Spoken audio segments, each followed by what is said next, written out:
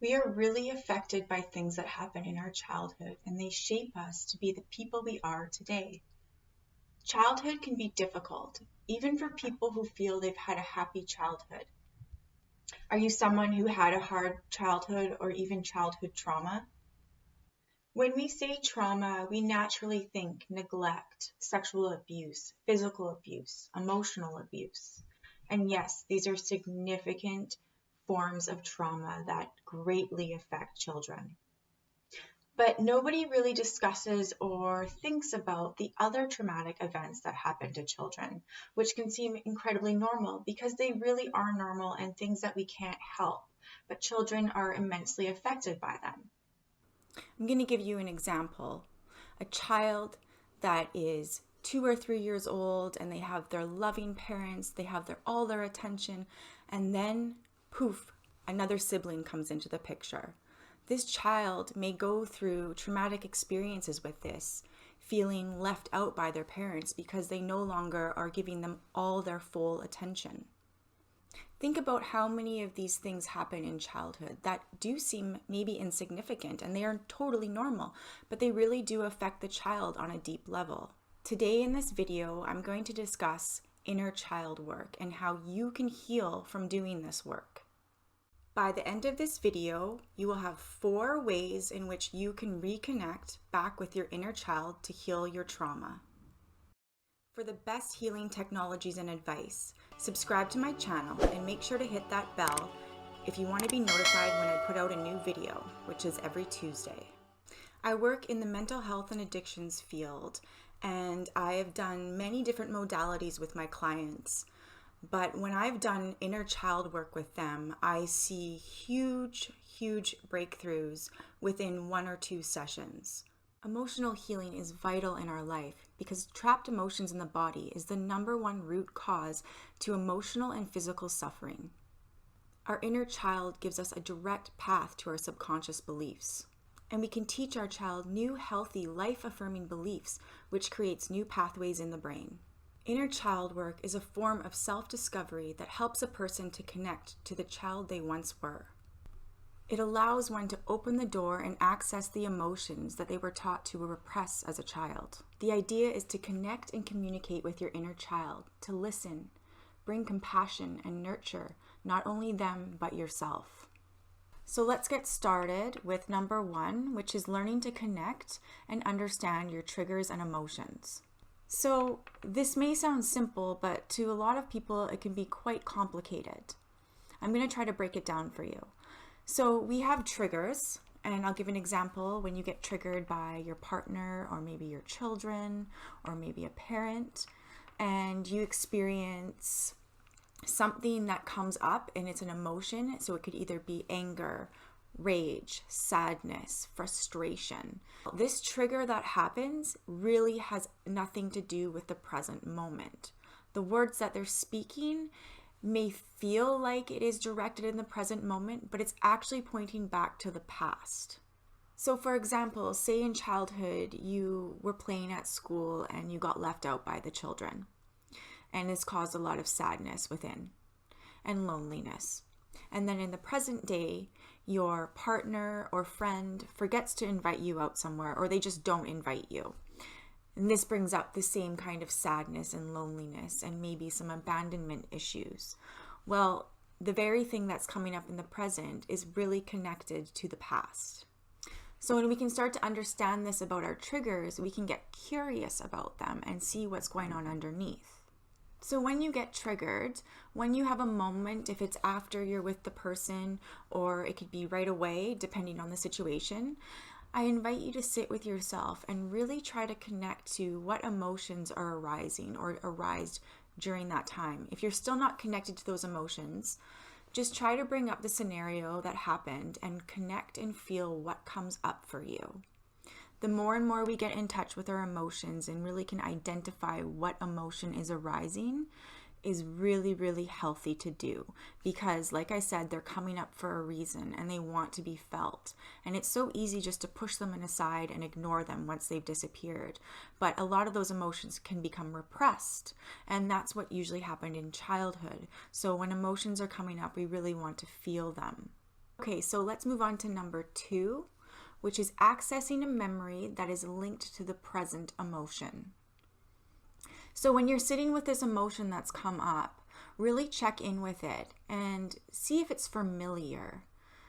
Is it sadness? Is it anger? Is it frustration? So let's say it's sadness. What is the perception that is linked to this? So say your husband left without you. We'll use that example again. And a sadness comes up and you feel the sadness, but it's the perception of being left out. So try to remember a time back in your past where you had this similar feeling of sadness with the perception of being left out. Try to access the earliest memory you can think of. Once you've accessed this memory, just sit with it. If tears arise, if anger arises, or any emotion arises, please just feel it, let it out. If you have to cry, cry. If you have to get angry, scream in a pillow, whatever you need to do. Or if you just want to be with it and sit there, that is perfect as well. And that will take us into number 3, which is identifying your core belief system. When you access this memory, really notice what comes up around it. So I'm going to use the same example again.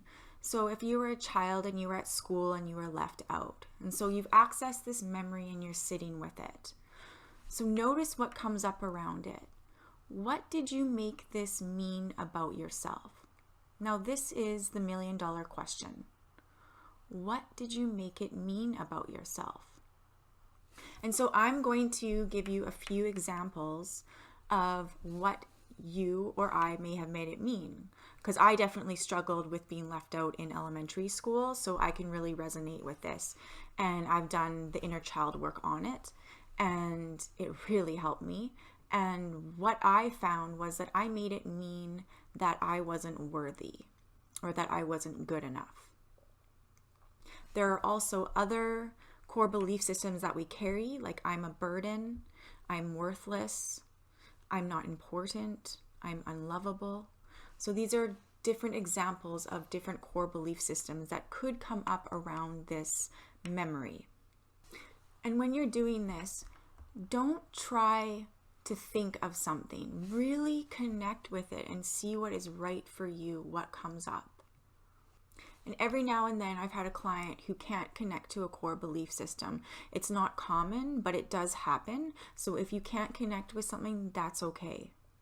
Sometimes this takes practice and really learning to sit with our emotions and memories and seeing what comes up. So before we continue, I just want to connect with you guys and see where you're coming from. I'm wondering, what main emotion do you go to? So what is the emotion that comes up the most for you? Is it sadness? Is it fear? Is it anxiety? Is it anger? Is it frustration? So if you can comment below and let me know what the most significant emotion is that comes up the most for you. And since we're sharing, I'll be vulnerable and share with you that the emotion that comes up the most for me that I notice is sadness. And it's attached to my core belief system, which is based in not feeling good enough or unworthiness. But doing inner child work sessions, which I have done a lot of with another practitioner, because therapists also need work, and I still continuously do work on myself as well. And inner child work is so powerful, and it has helped me so much with clearing my core belief systems and really showing me the untruths in them. And when you're able to debunk your core belief system, you're able to not feel that sadness in such a deep level. You realize that it's from the past and it's not really real anymore, and it's not serving me today, and I can let this go. So number 4, debunk or prove wrong your core belief system. So whatever core belief system that you identified from this memory, so let's just go with unworthiness or not feeling good enough. We use those as examples. Ask yourself, is it true? Now this comes from Byron Katie's The Work. And it's a magnificent tool that I love to use to do belief work. So first of all, I'll just ask a question. If you picture a child, any child, or if you know a child that's in your life or you have children, picture them at the age that you are the same age in the memory that you have accessed. So let's go with 7 years old. Can a child of 7 years old be unworthy or unimportant or unlovable or not good enough? Absolutely not. When you start to debunk and really dissect your core belief system and see around it that it's not true and it never was true, but as children, we're so susceptible to the experiences outside of us that they affect us on such a deep level that we begin to think these things about ourselves and we carry them into adulthood. And then even in adulthood, on an unconscious level, they show up and our partner leaves and goes out for the day and forgets to call us or forgets to invite us, and immediately we are back in our child again at 7 years old with major abandonment issues. And there's nothing wrong with this, but bringing awareness to this, to the triggers in the present, like we spoke about in step 1, can bring about so much healing and a lot of information to really move in a new direction instead of repeating the same cycles over and over that really aren't serving you anymore. So I'm going to give you a little tip. The more and more you do this, you'll start to recognize when these core belief systems show up in your life, especially when you're maybe triggered. And the better you get at noticing your triggers, even the little ones, because sometimes we don't even notice these little triggers that come up. They can happen so quick and be gone so quick. But you'll start to recognize them more and more, and you'll start to see your limited core belief systems showing up. And this is when you can say, no, this is not true. This is from my past. Okay, it's my child that needs holding. And so it's really your inner child that is calling out for you and needs you. So once you have connected with this memory and you've identified your core belief system and you've done the belief work on it, sit with your child and really hold your child. Picture him or her in front of you. You can have them standing in front of you, or you can pull them up on your lap. Our imagination is a very powerful thing, so do not discredit your imagination. When you have your child in front of you or on your lap, or you're connecting with them, ask them what it is that they need from you, so they don't believe this core belief system anymore, so they know that they are worthy, so they know that they are lovable. Just sit quietly with them. You might not get an answer right away, but just listen. They might say they just need to be held, or maybe they need to be told that they're worthy. Sit with your inner child for as long as you want, and know that you can always come back and visit them at any time. Make sure you properly say goodbye to them and let them know that you'll be back when they call again. And that's the beauty of inner child work. You can go back and visit your inner child anytime you want. When you're doing inner child work, you're changing your past, which is also changing your future self. If you'd like to learn more about inner child work, you can connect with my website, and it's in the link below. I'm offering free discovery sessions, and you can book a session online on my website. If you haven't seen my other videos, be sure to check them out on Compassionate Inquiry, which is regarding trauma and addiction. If you like this video, be sure to hit that like button and subscribe to my channel. My name is Tess, and thank you for watching.